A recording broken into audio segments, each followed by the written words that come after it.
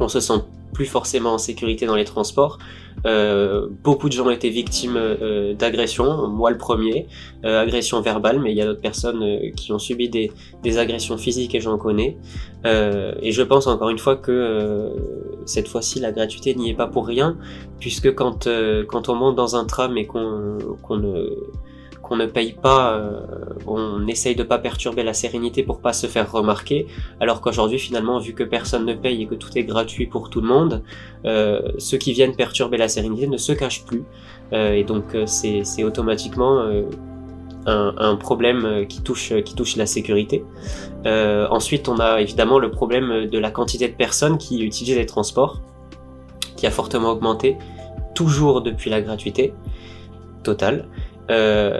Et là ça pose beaucoup de soucis parce que on a une super application qui nous prévoit les temps de trajet, qui nous dit à quelle heure il faut partir, à quelle heure on arrive, mais dans les faits